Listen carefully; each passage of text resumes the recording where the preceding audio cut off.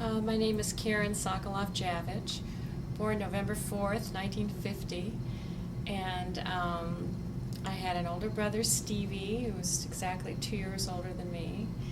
And when I was first born, we lived at 5223 Military Street by Benson High School, by Louis Market, Mark. And I had a happy childhood. It was just Stevie and myself and my mom and dad, and I had all sorts of cousins around, and my aunts and uncles, Jerry and Janice, and Rich and Doris, Phyllis and Saul, and then Sorley and Jerry, and all the cousins. And it was a happy childhood, all in all. My grandparents, my mom's dad died when I was 6 months old, so I don't have memories of him. And Bubby is my mom's mom, and she was great and lived till I was, in college, and she was a riot. That's my mom's mother, my mom being the oldest. And then Rich, and then Jerry, and then Saul was the baby. And on my dad's side were Mimi and Grandpa, Louis and Rose Sokoloff. And actually Louis was born in Omaha, but Rose at 3 came from Russia. And on Mom's side, Bubby came from Poland. She came over here when she was about 13 and never saw her parents again. But she had some sisters and brothers here. And then my grandpa came from Russia. And Doris has all that. We have a family historian in our family, my Aunt Doris. And I guess my dad was always working, always businessman, of course. You knew Poppy. Unfortunately, Mom died at the age I am now, 56, and she went through a lot. And that's my saddest thing is that my mom had cancer, and she went through 15 major surgeries at Mayo Clinic, and it was very difficult for all of us. And I still carry that sadness with me of her illness. But she, as you all know, she was a wonderful, warm person who worked with handicapped kids. She worked at J.P. Lord. She started the preschool there many years ago, and I remember going there as a little girl and watching her teach these blind kids, and they also had other handicaps. They couldn't walk, and she was an amazing teacher. And I eventually went on to teach visually impaired kids. I definitely got that from my mom. And Dad just worked a lot. He was a great businessman. My mom had the compassion in the family. Dad was tough. He was a good guy, but he was tough. And what are your memories of elementary school? Elementary school, let's see, I went to Rose Hill at first, and then we moved when I was 8 to 1330 Ridgewood Road, which is by Loveland, and then I went to Loveland. I was always kind of shy and just this, quote, perfect daughter, sort of. And we moved at 8 to Loveland, and that was fun. I used to walk to school every day with Stevie, because we lived 2 blocks from the school. And then I went to Arbor Heights, otherwise known as Arbor Bites, and then Westside High School. And there weren't many Jewish kids at Westside High School. Probably 15 in my class. Most of the kids went to Central. Most of the Jewish kids went to Central. So I had like 2 lives. One was my non-Jewish life on the weekdays, and then I had a Jewish life on the weekends where I was in Eddie R. There were 4 BBYO groups, 4 the girls and 4 for the boys. And that was interesting. I always, Mom used to take me to all my lessons, my dancing lessons, took a lot of tap dancing. She used to drive me everywhere. And what else do you want to know? Tell me about some of your memories of elementary school. Some of your friends and some of the social life that you had, as well as about the teachers. Yeah, I just remember moving over to Loveland, and they seemed to be very good teachers there. Mr. Porter was 5th grade, and I still know some of the kids that I went to elementary school with. I definitely think the District 66 was harder than OPS when we moved. But I was very close to my brother, especially when we got to high school. We were only 2 grades apart, and we got extremely close. He was a good guy. And we're still close, even though he's a Hare Krishna right now. So, but anyway, I don't have a lot of elementary school memories, actually. Just walking to Rose Hill from Military Street. How about Arbor Heights? What are your memories of Arbor Heights? That was fun. I only went there for 7th and 8th grade. It was just 2 years.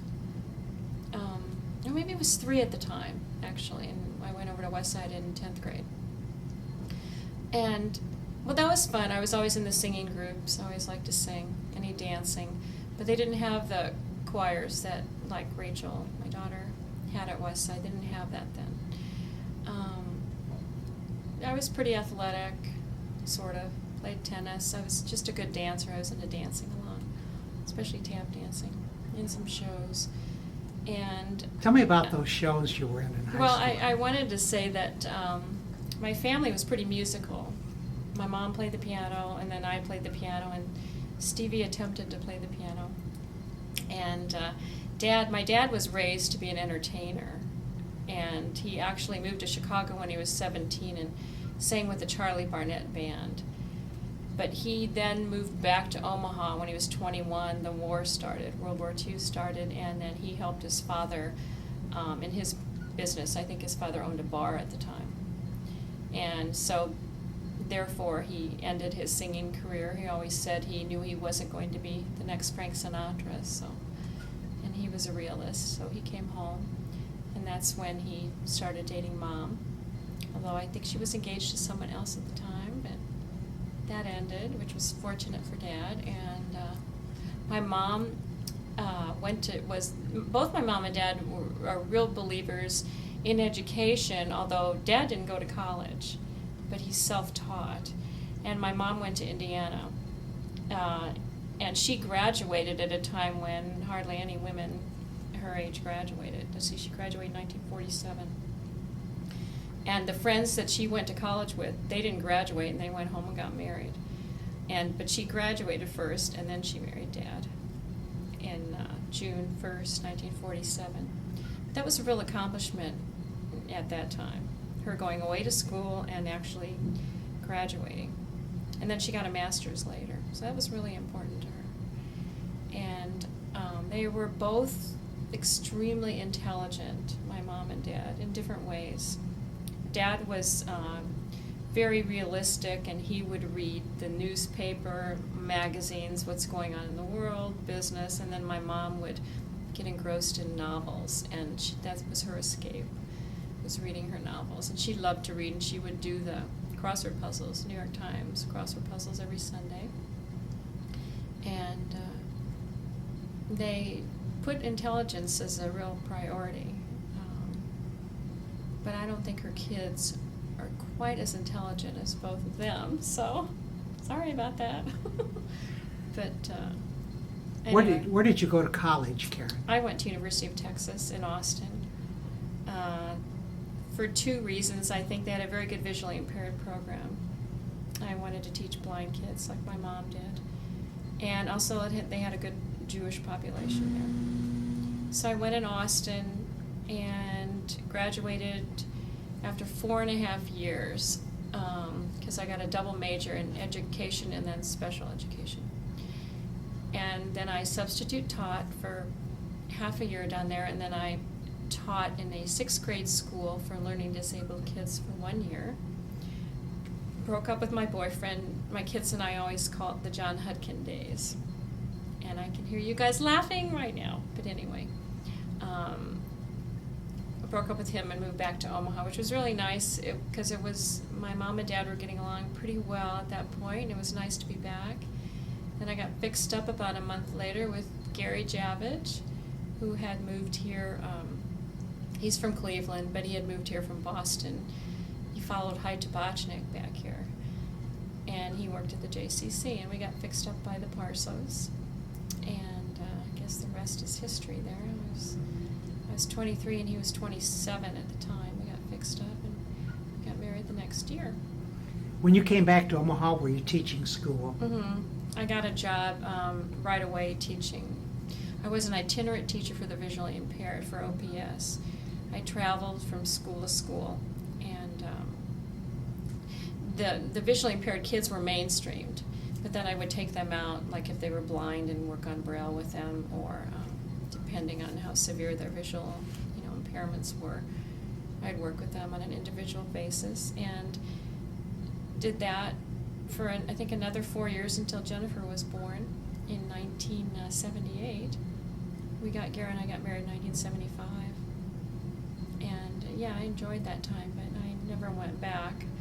But I'm still involved with the visually impaired. I'm on their board, and we do the Christmas parties that my mom started every Christmas, and my dad continued in Mom's memory, and now I continue them every Christmas.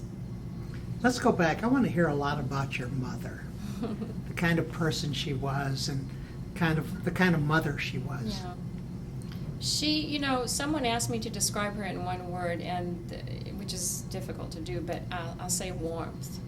She was just an extremely warm, loving person. She did not have it easy. I mean, she got cancer when she was 26, okay? And she had 2 little kids at the time. And she could have died at that time. Went to Mayo Clinic, was operated on, didn't come back for 8 years. And I remember when I was a little girl when she got it 8 years later, because the side of her face went down. It affected her nerves. But her courage was unbelievable. I don't know anybody like her. She went through, in a 30-year span, she went through 15 major surgeries. The cancer, started below her ear, and it was something that they would always take out, but they knew they couldn't get it all, so it would always come back. But her will to live was really unfathomable. I just can't believe how strong she was. Even my dad, who was so strong, said he never could have lived through what my mom lived through. The doctors at Mayo Clinic were just amazed at her bravery, because they ended up, taking off her ear and just all this stuff. But so, I mean, her warmth and her courage, and she just really liked people. The Rosinski warmth, you can see that in Saul and Jerry, and Rich is like that too. I think their father was extremely, extremely warm, but they just have some quality that's wonderful. And that I think my kids have that too, which is really nice to see that in them. How was growing up at home when your mother was going through all these surgeries? Yeah, that was difficult. She led a relatively normal life in between the surgeries. She taught school. She'd drive carpool Stevie and I around to all our different activities. But you knew, as a child, I just had this fear that I was going to lose my mom. And what a wonderful mom, because my dad had his pluses, but he didn't have the warmth that my mom had. And that was my biggest fear, losing her. So that's, that was hard. It was hard for a little girl. But she made it. I was 31 when she died. She was 56. And the neat thing about her, she was thankful for living 56 years. She never said, why me? She was just appreciative for all the years she had, and she got to see 2 grandkids, which that was unbelievable. Mark was 1.5 years, and Jen was 4. Jen was her life, totally. She just couldn't believe she had a grandchild, and I was in Omaha, So, she was just very thankful. I would like to hear a little bit about this, what your mother did for the blind children. Mm-hmm. When she taught them, you mean? Taught, and then the shopping. The party, yes. Yeah. She, that was her idea. She decided, I think we started at the Crossroads, now we go to the Westroads. But we had a group of visually impaired kids, and we would pair them up with a volunteer, a teenage volunteer, to take them shopping at the Westroads. And Dad would give the kids money to shop with. And they aren't just shopping for themselves. They make a list from their, because when you're visually impaired, perhaps you're not as independent. You're not as sighted kids. So they would make a list beforehand of, presents they wanted to get people in their family. And then these teenage volunteers take them shopping. And of course they can also buy something for themselves, because Mom was real into that and wanted them to. But really, it's a thing where they're giving to others too, and I think that's important, and she thought that was important too. But she was amazing with the little kids. And here's what's neat: she was a teacher, I was a teacher, and now my daughter Rachel is going to be a teacher. So there's she's going to be an elementary school teacher. So there's 3 generations, and also Gary was a teacher. Gary taught in junior high. He taught history. So we definitely have that in our blood. And did your mother get a lot of satisfaction seeing these children happy? Yeah, definitely. She didn't teach. She didn't need the money to teach. She did it because she loved it. And in the middle of her, illness, she'd always go back to teaching until she couldn't do it anymore. Yeah, she was very good at it. And the kids loved her. What was interesting, when I became a teacher for the visually impaired, I had some of the same students that she had when they were little. And I remember one student, Connie Diaz, who was totally blind, and she said, "Oh, yeah, I loved Mrs. Sokoloff. It was so cute, That was fun for me, to have her kids when they were older. This had to bring a lot of satisfaction to your mother, hearing these things as well as being part of these children's lives. Yeah. Dad said, she would get all these letters from the parents, telling her what a great job she's doing with my child, and they saved them for a while. I don't think they have many anymore, but yeah, I think she was an amazing teacher. Amazing person, really. What was a weekend day like, a Sunday like in the Sokoloff In the family? home? Yes.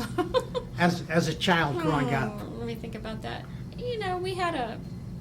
We'd go swimming at Peony Park. That was fun. We'd go to the beach. We'd go swimming sometimes at the Highland. I remember going to movies with Mom and Dad, Jerry Lewis movies. What's his name? Dean Martin. And we had a lot of fun times. Dad coached Stevie in basketball, and Stevie played a lot of basketball. And Stevie had a lot of Stevie's friends would come over. I'd get crushes on all of them. This is when we were older. But Sunday, and then on Sunday night we'd go out to dinner with the family. Sometimes Mom would have dinner at our house, or else my Aunt Sora Lee would have dinner, or else my grandmother would have dinner, or else we'd go out. Definitely Sunday night was going out with the family.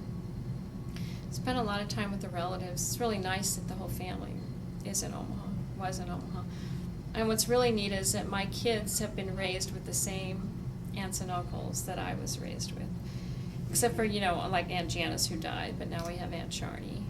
And then Uncle Saul died, but now we have Uncle Harvey. So I feel very lucky that they've had them. My, greatest sadness is that they, like Rachel, never got to see my mom, and because she was the best grandmother, and so they missed out on that, unfortunately. But you can't have everything. So. I want to hear how you've kept up what your mother started with these sighted children, children that had the sight handicap. Well, when I had kids, I stayed home with my kids, and that to me was the most wonderful thing ever, that I was able to do that. But I've always just had these monthly meetings with the visually impaired, and we just continued her party, and Dad continued it too. And now we try to have fundraisers for the visually impaired kids. But I never went back to teaching after I had kids. I'm kind of on the periphery.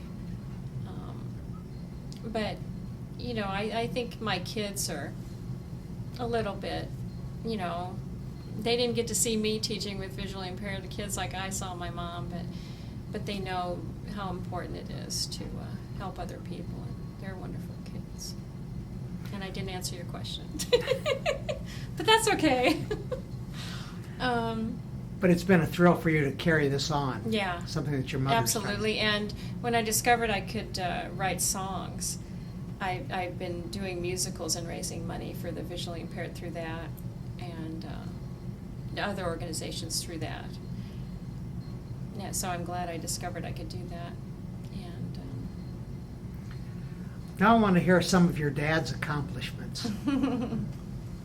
Dad was just a driven man, okay? He just, he found his niche in his business. Somehow it's just a little niche, in building products. He made his fortune through that, and then his passion became National Heart Savers Association, which my kids know a lot about because Dad, did live to be 82, just died 3 years ago. And that was his passion. He just tried to help people live longer, rid the world of saturated fat, bring awareness to the products that we're eating. I think he thought his greatest accomplishment was that he was instrumental in putting labels on packages. And he felt that was his best work. And every time we all go to the grocery store, we go, oh, there's Poppy. We got the names on the back of the products. Very helpful. He got a lot of satisfaction from that. But I think the biggest difference between my mom, well, there are a lot of differences between my mom and Dad, but Dad had an extremely big ego. And my mom didn't. She didn't need to, get all these accolades. My dad kind of wanted those accolades. But they were both strong, very strong individuals, which is both good and bad for a marriage. Now I know, Karen, and you're probably going to hesitate a little bit here, that you've had some great accomplishments in your life. You've done some wonderful things and talented things. I want you to talk about them a little bit. Okay, Ben,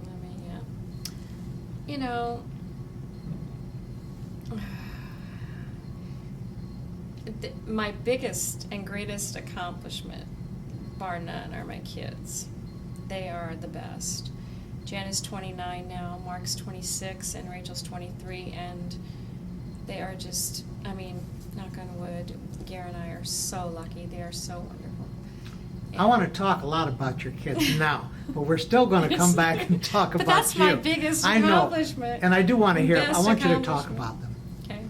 Well, you want to know music-wise? I want to know everything about them. About my kids? Yes. Okay. Right now? Yes. Okay. We're going to go back, though. Jen lives in Minneapolis, and she runs a TICO, a Jewish day camp. And this is her last summer doing that because she's going to go to get her master's in the fall at University of Minnesota in social work. So, and she's a very vivacious, people-loving, just a wonderful person. And she's just a lot of fun. As my dad said once, she's never been to a city she hasn't liked, she's never met a person she hasn't liked, she's a very positive individual. And Mark is 26, he moved back home, which we're very lucky. He lives with me, which is absolutely fantastic. And he went to University of Pennsylvania and then lived in New York City for a year and a half, and now he's back home. He opened up his own business, Action Inkjet Toner Refill, and doing well with that. Loves it in Omaha, fortunately. And our youngest, Rachel's 23, and she is going to graduate from University of Wisconsin in December, and then will become a teacher. And she's just the best and the funniest and the cutest. And what can I say? And they've been good kids. Yeah, they've been just wonderful kids. As I say, my only regret is that my mom wasn't around to be a part of their lives. As they missed out, I feel. But they're wonderful. They're not spoiled. They're just nice kids. Who will make a difference in their own areas. All three of them. All right, let's go back and talk about Karen now. I want to hear about some of the things you've done. Well, music-wise, you know, I've always had a lot of creative energy, especially in the music area. I played piano a lot growing up, but I never really knew I could create my own songs. So when Rachel finally, actually when the kids were all in school, I needed to do something, and somebody miraculously, Jim Conan, handed me a script, a musical script, and the songs weren't written. And he had all these blank spots, 17 blank spots, and I said, can I try writing these songs? So I did, and he liked them, and that was the first musical that I, was a part of, Love at the Cafe. And from there it just kind of evolved. Second musical was From Generation to Generation. I did it with Elaine Jabenis. And third one was Princess Diana. Fourth one was Surprise, the musical. And it's been such a pleasure working with Elaine. Elaine is just phenomenal. And all the people that I've met doing music. But the exciting thing is Princess Diana has been picked up, and it's going to be in Germany. It's going to tour for 5 months in Germany. So I'm real excited about that. But I think the best thing that I could do with my music is that I've raised money for good causes. And people are very supportive in Omaha. And my kids are all musical too, which has been really nice. Especially Mark was in the marching band at Westside, and Rachel was too, and then Rachel was in the marching band at Wisconsin, that was phenomenal to go see her march at the football games. So The heck with the football yeah, game. I know. I don't even know. I didn't care about the football. Let's watch the band. But that was great. And you're still close to the children. Oh, Very yeah. close. You're very close. Yeah, absolutely. Do you see them often? Yeah, I just went this weekend to see Rach and Jen in Minneapolis, and then Mark lives with me, so that's just. I mean, I realize that's temporary, but it's just wonderful because we get along so well. Karen, I want to hear a little bit about your high school years, your social life, and so on. Okay.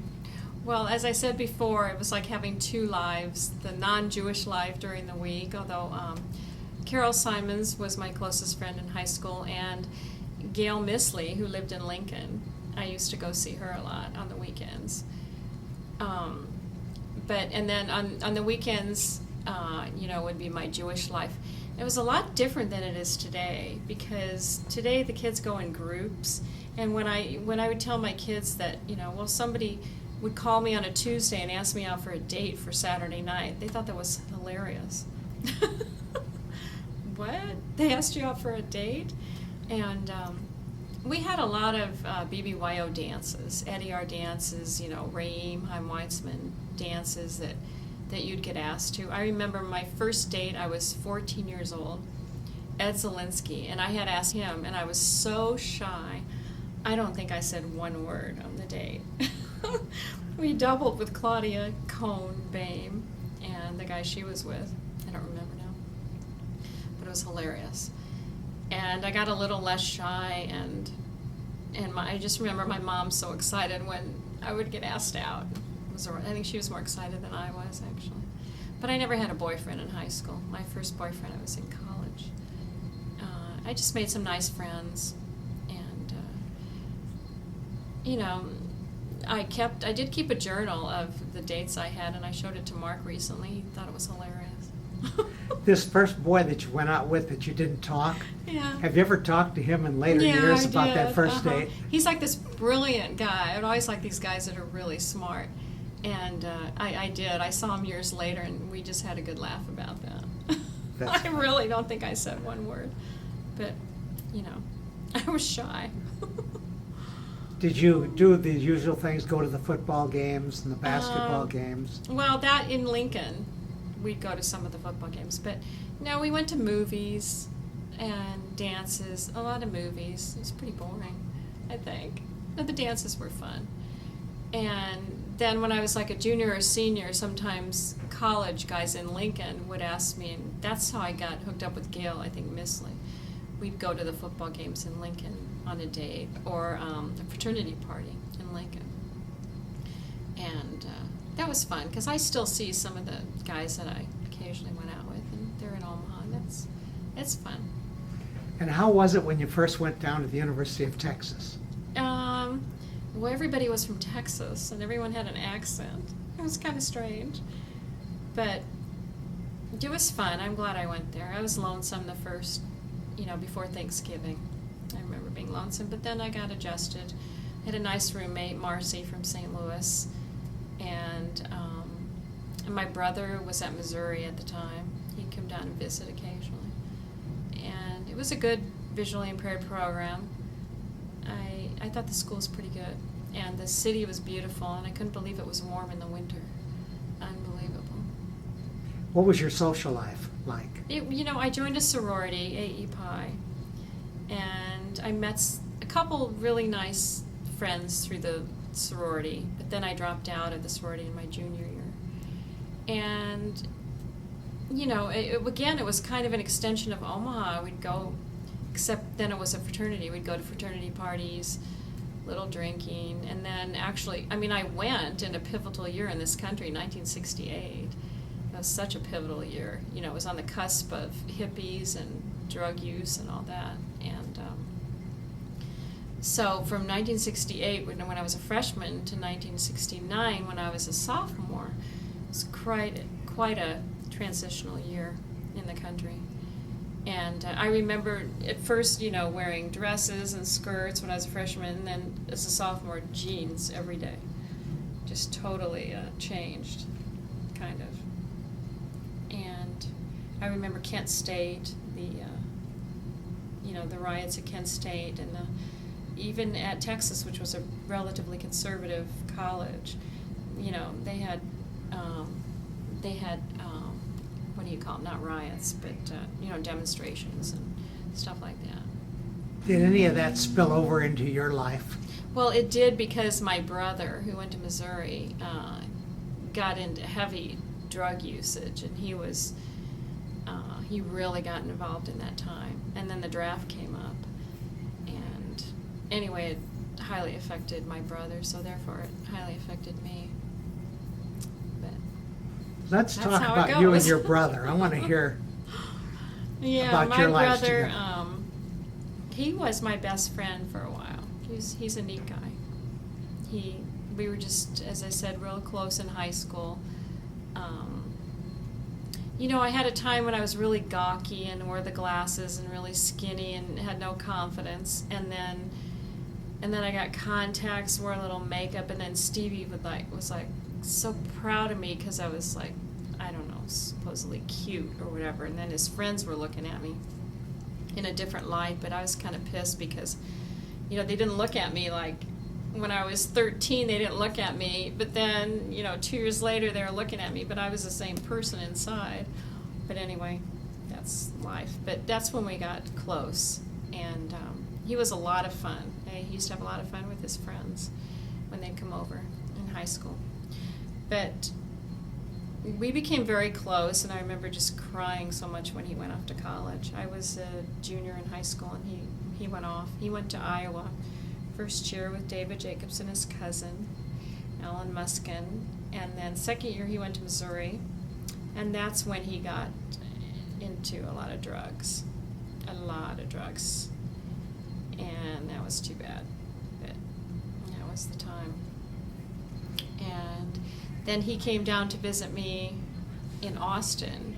Actually, he never graduated from Missouri because he got so screwed up, and then he visited me in Austin, and that's actually where he got into Hare Krishna. They were down in Austin on the campus looking for lost souls, and they found my brother. And it was actually okay because it kind of saved him from himself. He found something to be passionate about. And how's your relationship today? It's good. He was just here last week. He comes in once a year and stays a week. He's got a wife and a little boy who's 7, and he's adorable. Phil is his name, Phil Sokolov. And, it's complicated.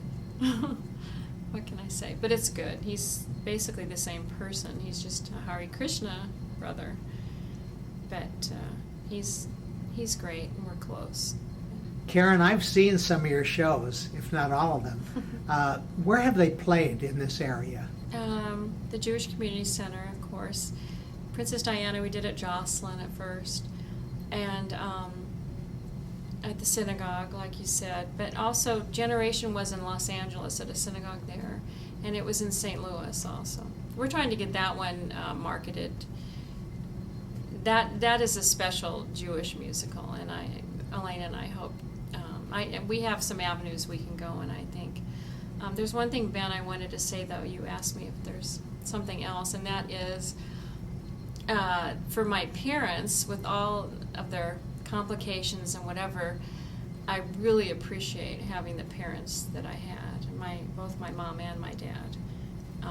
I identify more with my mom because I'm more like my mom than my dad, but I appreciate my dad too, and I like the person that I am, and I can thank my parents for that, I think, and I love them both, for their strengths and their weaknesses and their love, and I just, hope to pass on good things to my kids like that. Well, I'd like to close by, of course, mentioning Gary, my husband, now my ex-husband, but who is a wonderful person, has been a wonderful husband to me and a wonderful father, and we've had a lot of good years together, and he is a wonderful person. And my kids, you've been lucky to have him as a father too. And to my children, Jen, Mark, and Rachel, life just wouldn't be what it is without you guys. Every morning I wake up and I go, thank you, God, for the three kids that I have. And I just hope with your kids you can have as much happiness as you guys have given me. I love all of you.